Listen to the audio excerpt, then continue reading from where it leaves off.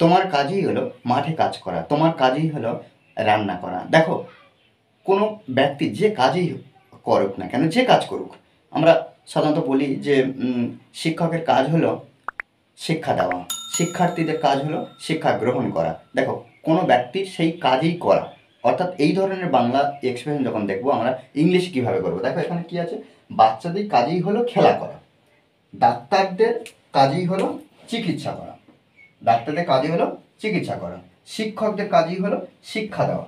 দেখো, এই বিষয়গুলো কিন্তু আমরা বাংলাতে দেখছি, আমরা অনবরত কী করি বাংলাতে বলি, কিন্তু এগুলো কী করতে হবে না, আমাদেরকে ইংলিশে বলতে হবে। দেখো, জাস্ট একটা গঠন আমি ফার্স্ট টাইম আমরা লিখবো, তারপরে একইভাবে ওই বাক্যগুলো আমরা দেখতে পাবো, ট্রান্সলেট করতে পারবো ওই যে গঠন। দেখো, ফার্স্ট টাইম আমরা কী করবো, সাবজেক্ট বসাবো, তারপরে হেল্পিং ভার্ব, অর্থাৎ প্রেজেন্ট হোক পাস্ট হোক, প্রেজেন্ট হলে অ্যামিজারের মধ্যে যে কোনো একটা হোক, আর পাস্ট হলে ওয়াজারের মধ্যে যে কোনো একটা, তাহলে সাবজেক্ট হেল্পিং ভার্ব, তারপরে আমরা কি করব,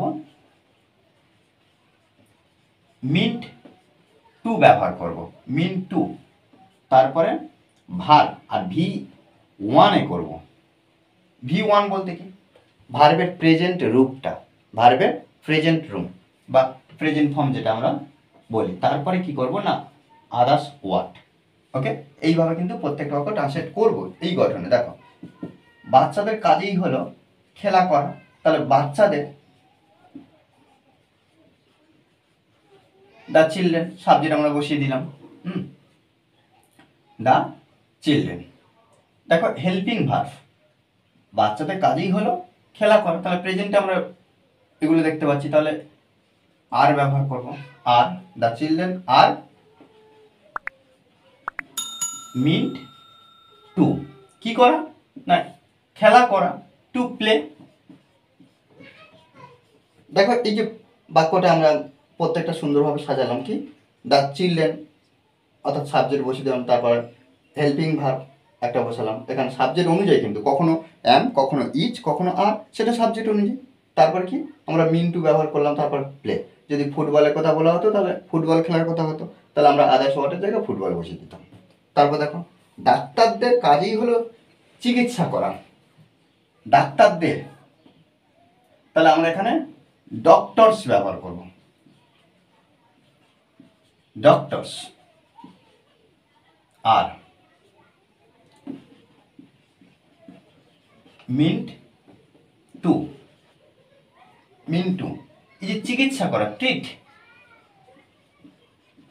ট্রিট। ওকে, শিক্ষকদের কাজেই হলো শিক্ষা দেওয়া, এগুলো কিন্তু সব প্লুরালে আছে, ওই জন্য আমরা আর ব্যবহার করছি। এখানে সাবজেক্ট অনুযায়ী কিন্তু আমরা প্রত্যেকটা হেল্পিং ভার্ব ব্যবহার করব। শিক্ষকদের, টিচার্স, টিচার্স আর মিন্ট টু। দেখো, শিক্ষা, তাহলে এখানে আমরা টিচ ব্যবহার করব, TACH, টিচ। ড্রাইভারদের কাজই হলো গাড়ি চালানো, তাহলে এখানে আমরা কি করব, ড্রাইভার্স ব্যবহার করব, drivers R meant two, drivers R meant to. কি করা, দেখো, গাড়ি চালানো, এই যে চালানো এটাই ভার্ব, তাহলে ড্রাইভার্স আর মিন টু ড্রাইভ,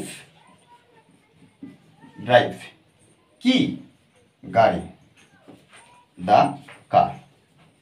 দেখো, আদার্স ওয়ার্ডের জায়গায় আমরা যেমনভাবে বাক্যগুলো তৈরি করব, বড় করতেও পারি, এখানে ভার্বের পরে আমরা বসাতে পারি বাক্যের অর্থ অনুযায়ী। দেখো, এইভাবে কিন্তু আমরা প্রত্যেকটা বাক্য সুন্দরভাবে লিখবো। আমাদের মনে রাখতে হবে, প্র্যাকটিস করতে হবে, প্র্যাকটিসের বিকল্প কিছু নেই।